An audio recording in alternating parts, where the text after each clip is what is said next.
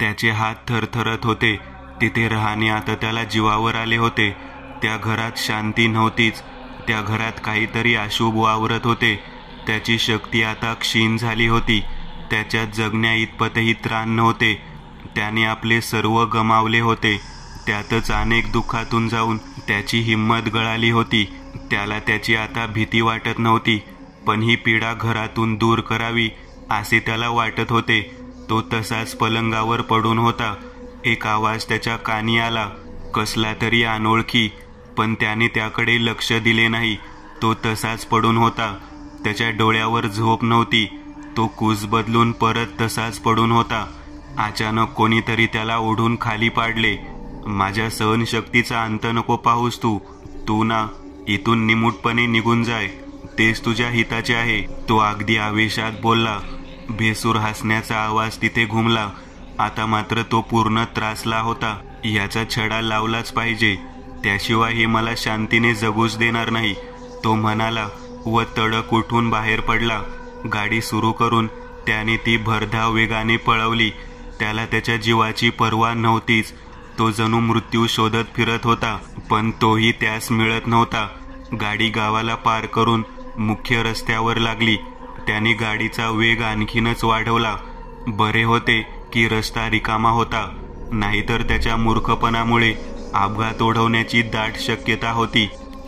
सप आवाज करत गाडी क्षणात एका अंतरावरून दुसऱ्या अंतरापर्यंत निघून जात होती. त्याला रात्रीची पर्वा नव्हती.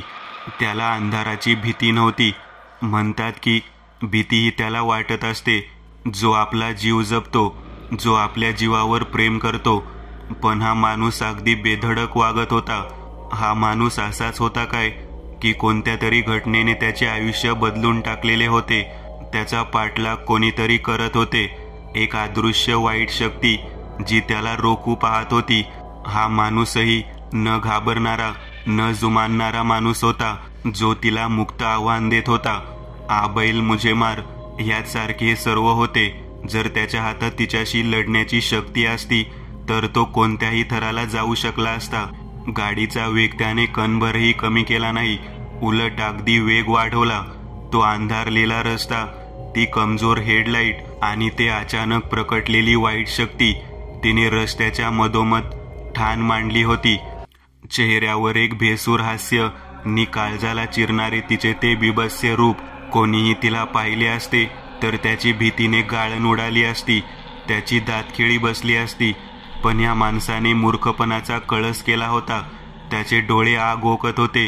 तो सुडाने पेटून उठला होता. गाडीची होती नव्हती तेवढी स्पीड त्याने वाढवली व तिच्या दिशेने गाडी पळवली. त्या गाडीचा वेग अफाट होता. कोणी जर गाडी खाली चुकून आले तर त्याचा बुगाबुगा झाल्याशिवाय राहिला नसता. ती रस्त्याच्या मधोमध उभी राहून त्या माणसाचे ते कृत्य पाहत होती. तिच्या चेहऱ्यावर उपहासात्मक हास्य पसरलेले होते. तिचे लाल डोळे जणू आगच ओकत होते. त्या माणसाने गाडी तिच्यावरून घेतली, पण तिला काही एक इजा झाली नाही. समोरूनच एक ट्रक वेगात येत होता. तो त्याच्या नजरेस पडताच त्याने गाडीचे स्टीअरिंग जोरात फिरवले. टक्कर तर झाली नाही, मात्र त्याची भरधाव वेगाने पळणारी गाडी क्षणात पलटली व 1, 2, 3 असल्या 4-5 तरी पलट्या खाऊन रस्त्याच्या कडेला असणाऱ्या एका मोठ्या झाडाच्या खोडाला जाऊन अडकली. गाडीचा चेपाचेपा झाला होता. गाडीचे दार आणि इतर मोडण्यासारख्या वस्तू केव्हाच मोडून दूर पडलेल्या होत्या. ती व्यक्ती इतक्या भयानक अपघातानंतर जिवंत वाचली असेल ह्यात शंकाच होती. ते सावट तिथेच गिरट्या घालत होते व आपल्या अफाट मिळालेल्या विजयावर राक्षसासारखे मोठ्याने हसत होते. त्याचा आवाज तिथल्या परिसराला चिरत होता. ते आनंदाने उड्या मारत होते, हसत खिदळत होते. जर एखाद्या माणसाने हे दृश्य पाहिले असते तर त्याची बोबडीच वळाली असती. त्याला इतका जबर धक्का बसला असता की तो त्यातून सावरूही शकला नसता. काहीच वेळात ती तिथून नाहीशी झाली. तो स्वप्नात होता. एक गोंडस चेहरा त्याला दिसत होता, जो हसत खिदळत होता. तो त्याच्या पूर्ण ओळखीचा होता आणि पुढच्या क्षणी त्याने आपले डोळे उघडले. गाडी आडवी पडलेली होती. त्याला त्याच्या वेदनेची जाण नव्हती. डोळ्यासमोर त्याला फक्त आपले ध्येय दिसत होते. तो तसाच सरकत गाडीतून बाहेर पडला व कसा तरी लंगडत दूरपर्यंत चालत आला. त्याच्या शरीराला जबर मार लागला होता. संपूर्ण शरीर रक्तबंबाळ झाले होते. वेदना इतक्या होत्या की कुठे दुखत आहे हे सुद्धा त्याला कळत नव्हते. त्याने मागे फिरून पाहिले. गाडीतून भरमसाठ धूर बाहेर पडत होता. तेलाची टाकी गळत होती व पुढच्या क्षणी गाडीमध्ये एक मोठा ब्लास्ट झाला. गाडी हवेत उंच उडाली व तशीच आगीने वेढलेली खाली आपटली. तो तसाच चालत होता. रक्ताचे थेंब रस्त्यावर गळत होते, पण त्याला ह्याची पर्वा नव्हती. त्याच्या नजरेस एक भरधाव वेगाने येणारा ट्रक दिसला. तसा त्याने तो हात देऊन थांबवला. अरे, आपल्याला खूप लागलेले आहे, आपण दवाखान्यात जाऊ म्हणत ट्रक ड्रायव्हरने ट्रक मागे फिरवण्याचा प्रयत्न केला. नको, ट्रक अशीच पुढे जाऊ दे, तो माणूस म्हणाला. पण तो ट्रक ड्रायव्हर ऐकेना. तशी त्या माणसाने आपल्या कमरेला खोचलेली गन काढली व त्याच्या कनपट्टीवर ठेवली. आता निमूटपणे ट्रक पुढे घेतोस की घालू तुझ्या डोक्यात गोळ्या, ती व्यक्ती म्हणाली. तसा घाबरलेला ट्रक ड्रायव्हर गुपचूप ट्रक वेगाने पळवू लागला. त्याचे लक्ष त्या माणसाकडे होतेच. काय मूर्ख आहे हा, मरणाच्या दारात जाऊन ठेपला आहे. तरी दवाखाने नको त्याला, कुठेतरी वेगळ्याच ठिकाणी जायचे आहे. काय एवढे महत्वाचे काम आहे जे त्याला आपल्या जीवापेक्षाही मोठे वाटते.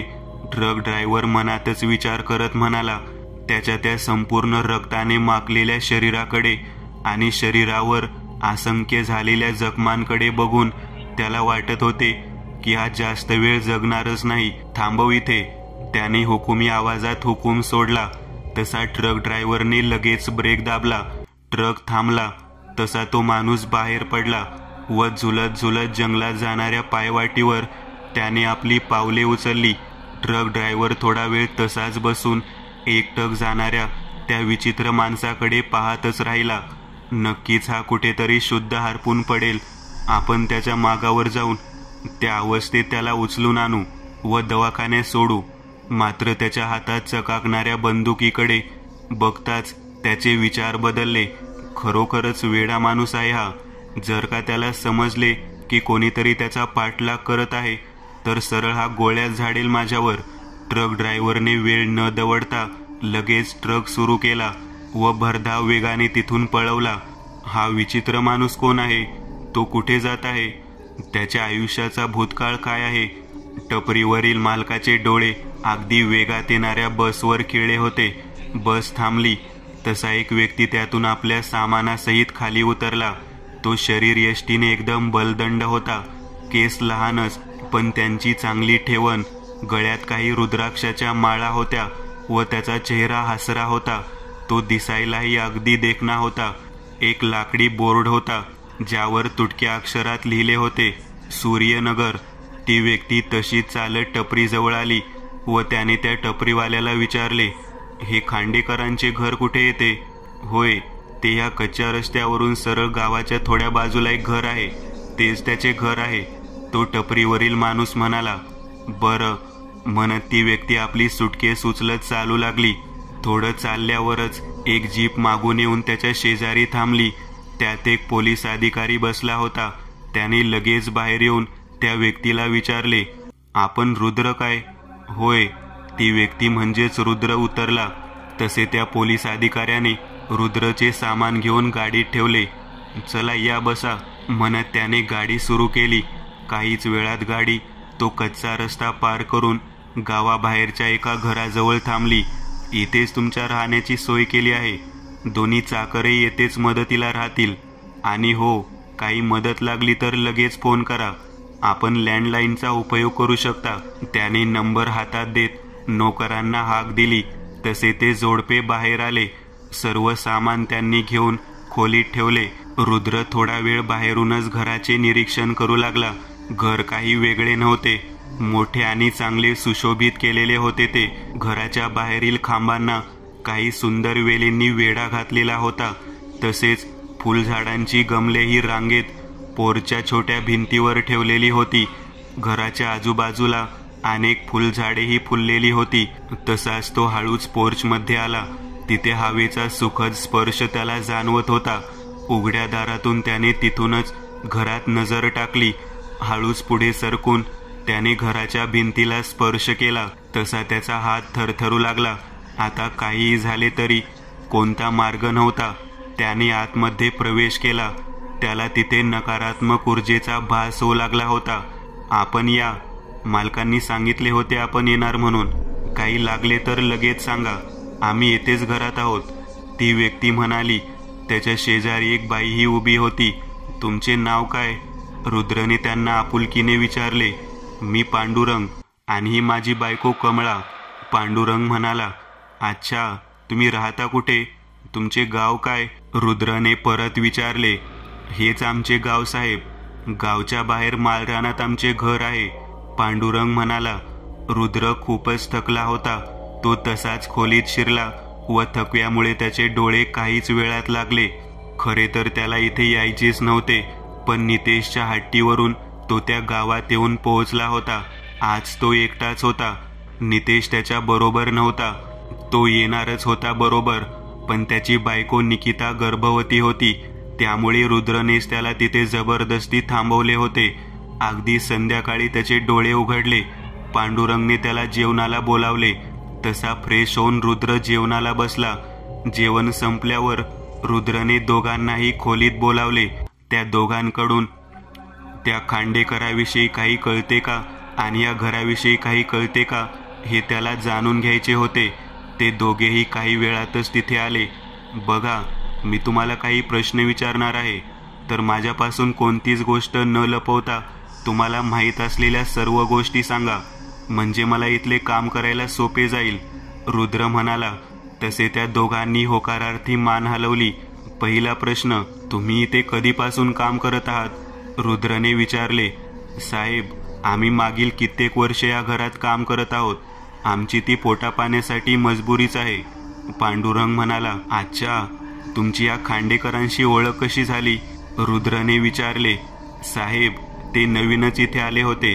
तेव्हा आमच्या पोराला काहीतरी गंभीर आजार होता व मालकांना राहण्यासाठी जागा हवी होती, म्हणून आम्ही ही आमची जागा त्यांना विकली. मग आम्ही येथेच त्यांच्याकडे काम करू लागलो, कमळा म्हणाली. मग तुम्हाला ठाऊक असेल की पूर्वी या जागेत काही भयानक प्रकार घडले होते काय ते?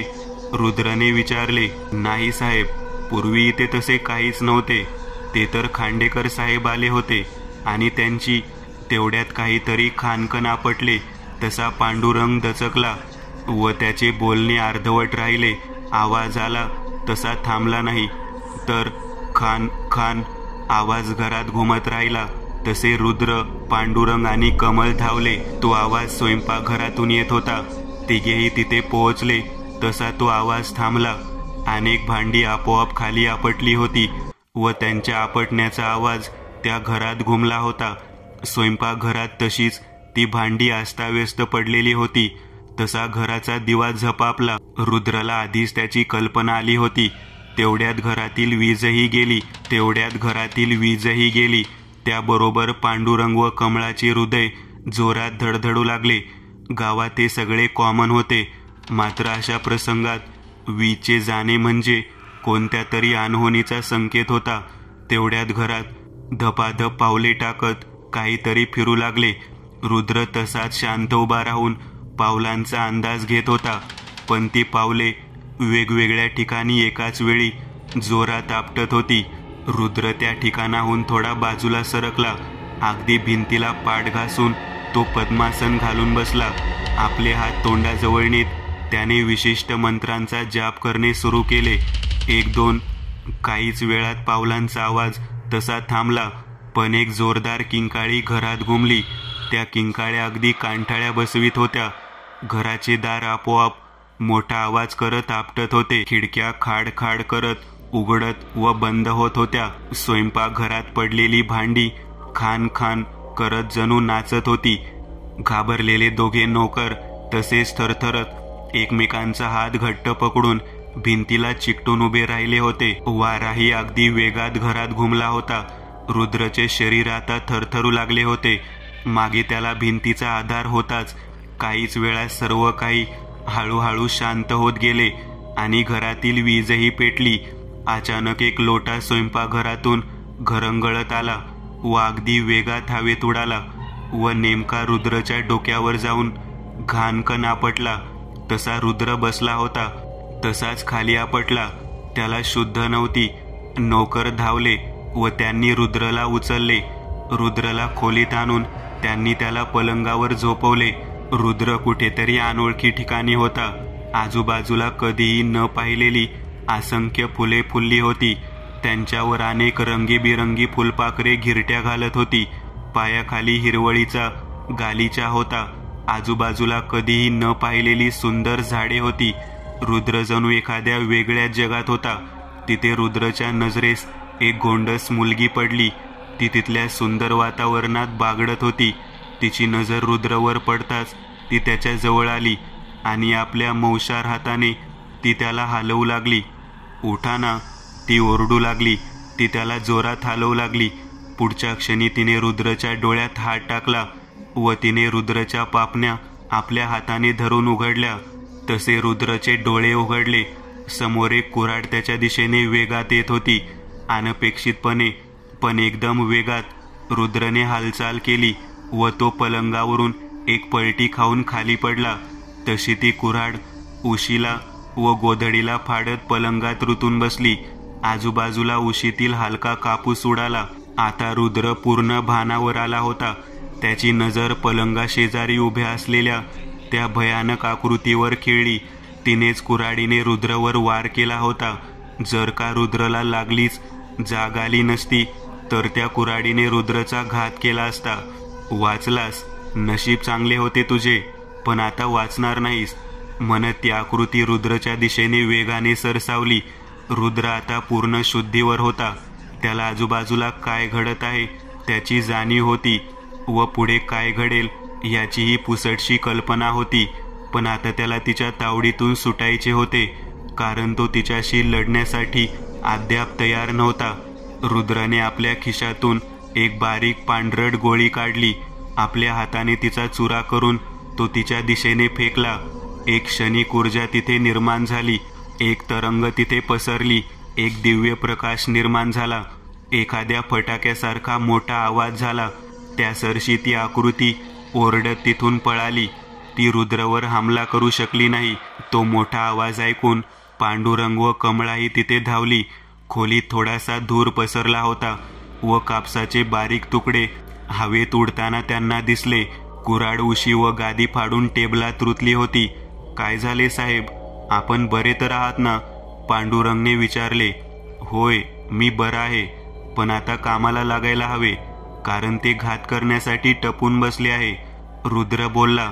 त्याच्या बोलण्याचा अर्थ दोघांना समजला होता, कारण खोलीतील परिस्थितीच ते सर्व सांगत होती की ते जीवाला किती मोठा धोका आहे. हा प्रसंग तर निभावला, पण जर का वेळेत जाग आली नसती तर रुद्र वाचला नसता.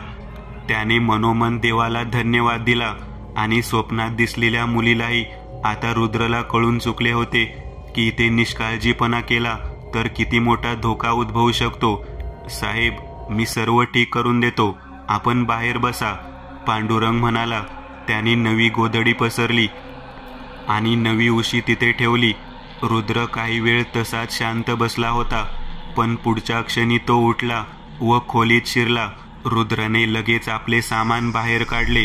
त्याच्याबरोबर पांडुरंग व कमळाही होतीच. रुद्रने आपल्याबरोबर आणलेली विभूती बाहेर काढली. त्या राखेने त्याने पलंगाभोवती एक रिंगण आखला. झाडताना हे तुम्ही झाडू नये, हे आहे तसेच असावे. मग वारा आला तरी ही विभूतीने आखलेले रिंगण पुसणार नाही. इथे मलाच धोका आहे असे नाही, तुम्हालाही आहे. त्यामुळे तुमच्याही पलंगाभोवती असा एक रिंगण आखावा लागेल. मात्र लक्षात ठेवा, ह्याला पाय लागू देऊ नका, नाहीतर ते पुसले जाणार, म्हणून काळजी घ्या, रुद्र बोलला. त्याने त्यांच्याही पलंगाभोवती तसा एक रिंगण आखला. हा तर पहिलाच खेळ होता, ज्यात दोन्ही बाजूचे खिलाडी आता सावध झाले होते.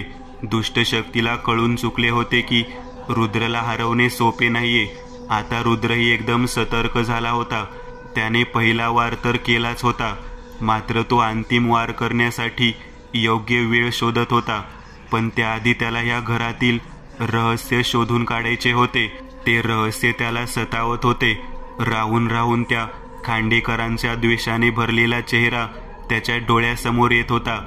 नक्कीच त्यांच्यासोबत काहीतरी भयानक प्रकार घडला असावा.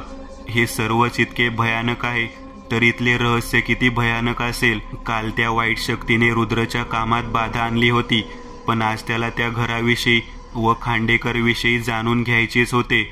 रुद्रने कमळा व पांडुरंगला हॉलमध्ये बोलावून घेतले होते. तर आता मला ना सविस्तर त्या खांडेकरांविषयी सांगा, रुद्र त्यांना बोलला. पांडुरंग सांगू लागला, एक मुलगी होती त्यांची गोंडस. अगदी नवीनच ते इथे आले होते तेव्हा आम्हालाच पैशांची गरज होती. आम्ही ही जागा विकली. त्यानंतर काही महिन्यातच त्यांनी इथे घर बांधून टाकले. घर असे साधेच, त्यामुळे वेळ लागला नाही. मुलगी खूपच चांगली होती. आम्ही अगदी रमून जात होतो तिच्यात. साहेबांचा लय जीव होता तिच्यावर. ते तिच्यासाठी काहीही करायला तयार होते. ते एकटेच तिचा सांभाळ एखाद्या आईसारखा करत. ती मुलगी म्हणजे त्यांचा जीव की प्राण होती. कोणास ठाऊक त्यांना मुलीविषयी दूर राहूनही सगळे कळत असे. ते एक खरे बाप होते असेच म्हणावे लागेल. मुलगी जर वेळेवर जेवली नसेल तर लगेच फोन घणानायचा. मग ते आम्हाला सूचना देत. जर ते कधी काळी कुठे बाहेर गेले असतील आणि मुलगी रात्री उशिरापर्यंत झोपली नसेल तर लगेच फोन घणानायचा व आम्हाला तिला झोपवण्यासाठी म्हणून सूचना असायची. मुलीचा नेहमी आई आणून द्या असा अट्टहास होता. म्हणून साहेबांनी नवीन लग्न केले. ती बाई म्हणजेच शालिनी. पण अचानक पांडुरंगने बोलणे थांबवले, कारण घरातील दिवे आपोआप झपापू लागले. त्यांचे चालू बंद होणे तिच्या तिथे उपस्थितीचे प्रमाण होते. आणि कदाचित तिची इच्छाही नसावी की रुद्रने शालिनीविषयी जाणून घ्यावे म्हणून. पण रुद्र तयारीत होता. त्याने जास्ती काही केले नाही. आपल्या पिशवीतून काही अगरबत्त्या काढल्या. त्यांचा गंध इतर अगरबत्त्यांपेक्षा वेगळा होता. एक अगरबत्ती रुद्रने पेटवून तिथेच भिंतीच्या एका छोट्याशा चिरेत ती खुपसली. तिचा तो कडवट गंध लागलीच घरात पसरला आणि घडणारा सगळा अनपेक्षित प्रकार शांत झाला. आता सांगा, ही शालिनी कोण होती? रुद्र तिथे बसत म्हणाला. पांडुरंग पुढे सांगू लागला, ती दिसायला एकदम चांगली होती. तिचा स्वभावही चांगला होता. ती त्या मुलीची म्हणजेच रवैयाची काळजी घेत असे. पांडुरंग अडखळला. पुढे काय झाले? रुद्रने विचारले. साहेब, सांगता येत नाही. असे कसे सर्व घडले ते? पांडुरंगचा चेहरा खाली गेला. मला स्पष्ट सांगाल काय, काय घडले होते ते? रुद्रने विचारले. आम्ही घरात नव्हतो. दिवसा काही वेळा आम्ही आमचे काम संपवून माळावरील घरी जात जायचो. अशात एका दिवशी साहेबांच्या मुलीचा जळून मृत्यू झाला. पांडुरंग म्हणाला व त्याने आपले भरलेले डोळे पुसले. रुद्रही थोडा वेळ शांतच बसून होता. आणि खांडेकरांची बायको शालिनी, तिचे काय झाले? रुद्रने विचारले. रवैया गेली तशी काहीच दिवसात शालिनीही गेली. आम्ही इथे नव्हतो किंवा खांडेकर साहेबही इथे नव्हते. कोणालाच ठाऊक नाही तिच्यासोबत काय घडले ते. अगदी दुर्दैवी मृत्यू झाला होता तिचा. कोणीतरी जीव घेतला होता तिचा.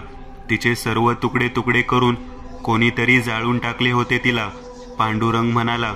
रुद्र ते सर्व ऐकून खूपच चकित झाला. खांडेकरांनी त्याला एकाही शब्दाने यातले काहीच सांगितले नव्हते.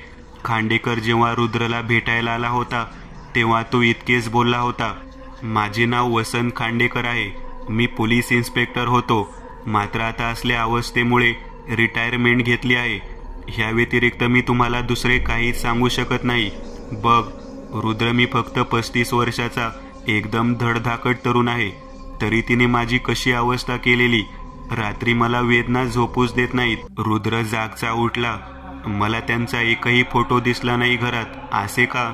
रुद्रने परत एकदा विचारले. रवैयाचा एकही फोटो किंवा एकही वस्तू मालकांनी ते ठेवलेली नाही. मात्र शालिनीची खोली होती तशीच बंद करून दिलेली आहे. पांडुरंग म्हणाला.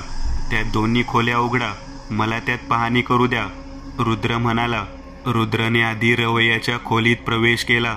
खोली सुंदर होती. एक छोटासा बेड होता. टेबल, खुर्ची होती. भिंतीला टांगलेल्या फोटोचे निशाण होते. तिथे काही नवीन फरशा बसवल्या होत्या. बहुतेक इथेच ती जळालेली असावी. लहानगी, पण कशी? किंवा हे काम घरात असलेल्या दुष्ट शक्तीचे तर नाही ना? रुद्र अनेक विचार करत खोलीभर फिरला. खरोखरच खांडेकरांनी तिथे त्यांच्या मुलीची एकही वस्तू ठेवलेली नव्हती. रुद्र तसाच बाजूच्या खोलीत शिरला. तीच शालिनीची खोली होती. सर्व वस्तू जसेच्या तशा होत्या. अगदी आरशा शेजारील पावडर, कंघी, तेल ते लिपस्टिक पर्यंत सर्व जसेच्या तसे होते. पण एकही गोष्ट रुद्रला तिथे काय घडले होते ते सांगण्यास असमर्थ होती. तिथे कसला तरी गंध दरवळला होता. तो परफ्यूमचा वास होता, अगदी तीव्र आणि धुंद करणारा.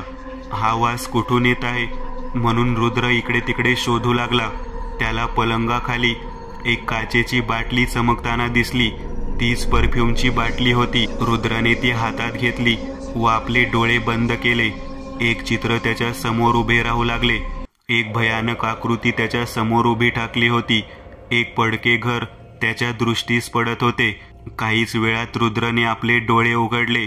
म्हणजे या सर्वांचे मूळ ह्या परफ्यूमच्या बाटलीशी जुडलेले होते. कोणीतरी जाणून बुजून हे सर्व कृत्य केलेले आहे. कोणीतरी द्वेषभावनेने हे सर्व केलेले आहे, ज्यामुळे हे घर उजाड झाले, ज्यामुळे खांडेकरांचा परिवार उद्ध्वस्त झाला. कोण असेल तो? कोणी केले असेल हे सर्व? रुद्र एकेका प्रश्नाशी खेळू लागला. आता रहस्याचा अर्धा भाग उघडा पडला होता. आता रुद्रला त्या वाईट शक्तीशी झुंज देण्याचे बळ मिळाले होते. रात्र झाली होती. अंधार दाटले होते.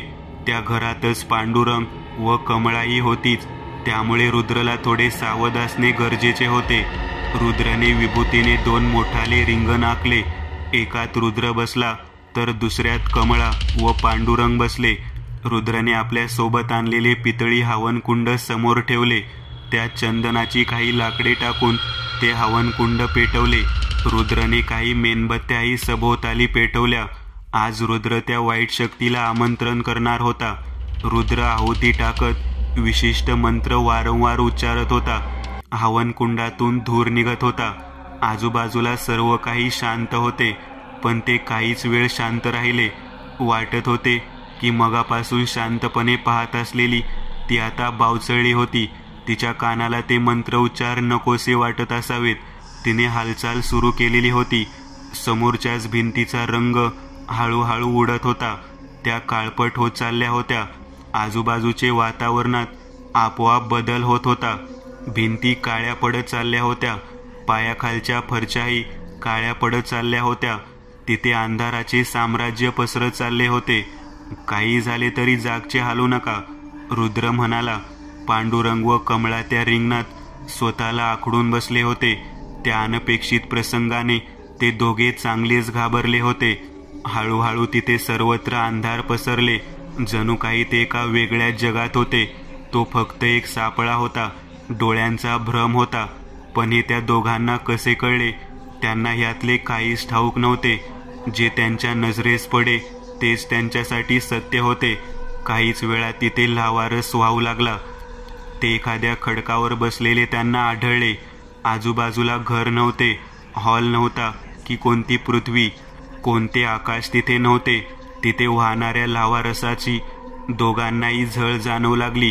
तिथे असंख्य वटवागळासारखे पण आकाराने प्रचंड जीव गिरट्या घालत होते.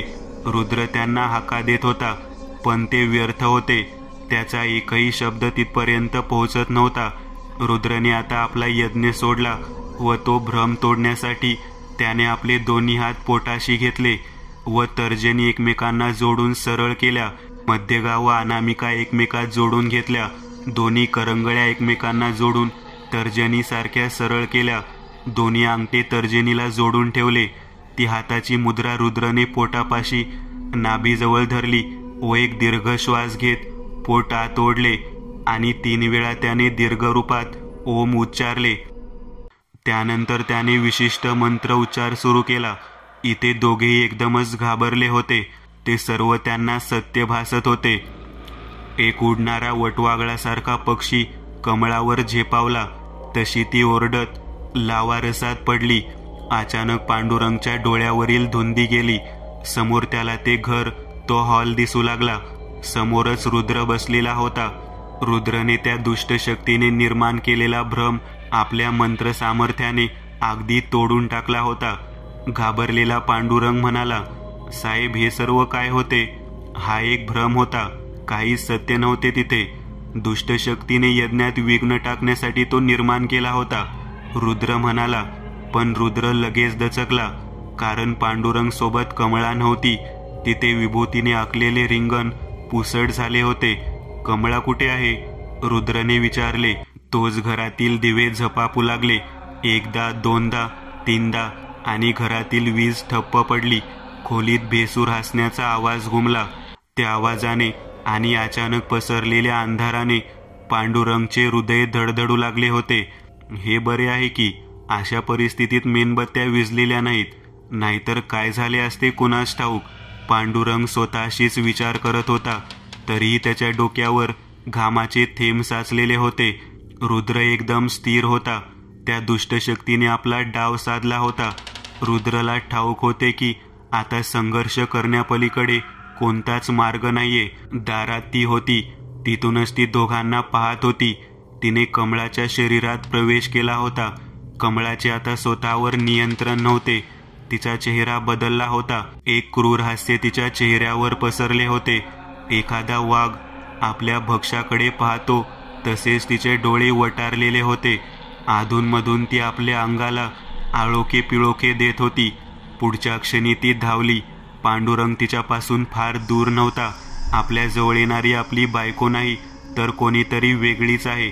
आपल्या विस्फारलेल्या डोळ्यांनी तो तिला बघू लागला. ती अगदी जवळ आली होती. तिने पांडुरंगवर हात टाकलाही, पण तिचे हात एखाद्या काचेवर पडावे तसा प्रकार झाला. पांडुरंगला स्पर्शही न करता तिचे हात रिकामीच मागे परतले. पण या भानगडीत ती विभूतीच्या वर्तुळाच्या अगदी जवळ आली होती. तिचा पाय विभूतीवर पडला, मात्र तिचा पाय अग्नीवर पडावा असेच झाले. काही ठिणग्या तिथे उडाल्या व तिला जोरदार धक्का लागून ती मागच्या भिंतीवर आपटली. आपटल्यामुळे नव्हे तर विभूतीच्या स्पर्शाने ती विवळत किंचाळत होती. काही वेळ ती तशीच किंकाळ्या फोडत पडली होती, पण नंतर घाबरून ती कोळ्याप्रमाणे आपल्या दोन्ही हातांवर व पायांवर चालत वेगाने अंधाऱ्या खोलीत जाऊन लपून बसली. रुद्र उठला. रुद्रने पांडुरंगला रिंगणातच बसण्याचा इशारा केला. रुद्र आपली पिशवी खांद्याला अडकवत पुढे सरसावला.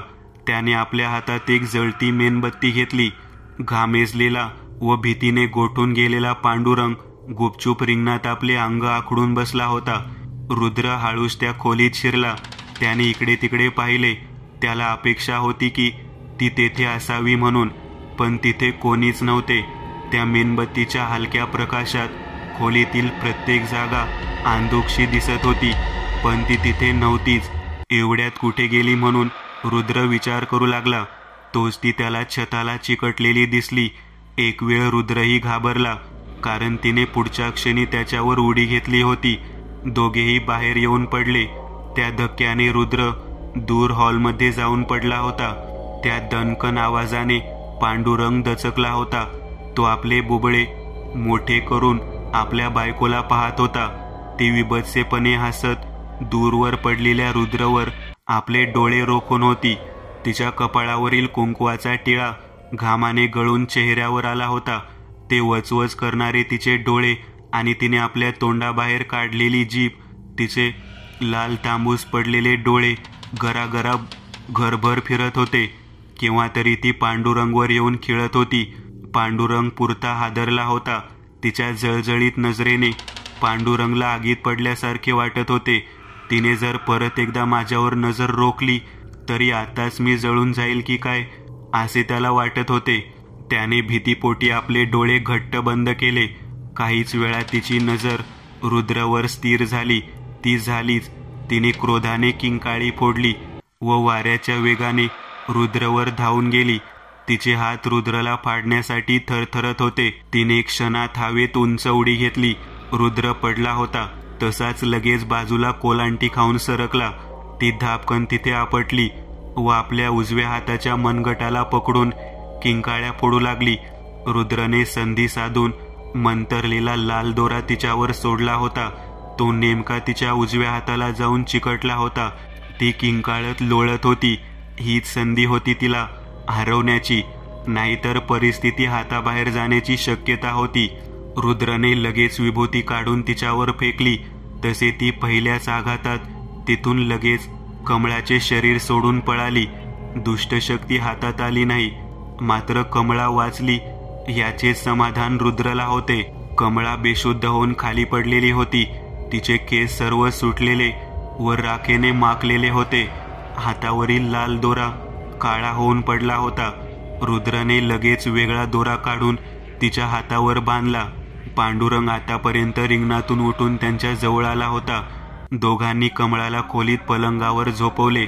ही आता बेशुद्ध पडलेली आहे, तिला लवकर जाग येणार नाही आणि आली तरी तिच्यासोबत काय घडले होते ते तिला काहीच आठवणार नाही. अशा ती तिची अशी अवस्था झालेली बघून भाव चढेल, म्हणून तू तिला सांभाळ. जोपर्यंत या घरातील सर्व काही ठीक होत नाही तोपर्यंत तिच्या हातावरील लाल दोरा सोडू नको, नाहीतरी मी येथे आहेच. रुद्र बोलला व तोही सर्व काही आवरून खोलीत गेला. आज त्या दुष्ट शक्तीला चांगलीच अद्दल घडली होती, मात्र ती या सर्वांमुळे एखाद्या जखमी वाघासारखी चवताळली होती. ती आता रुद्रला व घरातल्यांना इजा पोहोचवण्यासाठी कोणत्याही थराला जाऊ शकत होती. मात्र रुद्रने तिला असा तडाखा दिला होता की 2-3 दिवस तरी ती बाहेर येणार नव्हती. इथेच थांबव, एक हुकुमी आवाज घुमला. तसे घाबरलेल्या ट्रक ड्रायव्हरने लगेच ट्रकला ब्रेक लावला. तसा त्या रक्ताळलेल्या माणसाने त्याच्या कनपट्टीवरून बंदूक काढून घेतली. मित्रांनो, आज पुरतं एवढंच. तुम्हाला जर काही गोष्ट आवडली असेल तर नक्की लाईक करा. तुमच्यापैकी बरेचसे जण व्हिडिओ लाईक न करताच पळून जातात, पण हा जर व्हिडिओ तुम्ही लाईक केला तर मला जरा बरं वाटेल आणि असेच भारी भारी व्हिडिओ बनवायची माझ्यात एनर्जी येईल. त्यामुळे नक्की लाईक करा आणि अजूनही कोणी या चॅनलला सबस्क्राईब केलेलं नसाल तर लगेच सबस्क्राईब करून टाका आणि बाजूची घंटी ती मात्र दाबायला विसरू नका. देवाची घंटी आहे ती. चला तर मग पुन्हा भेटूया अशीच एक आगळी वेगळी गोष्ट घेऊन पुढच्या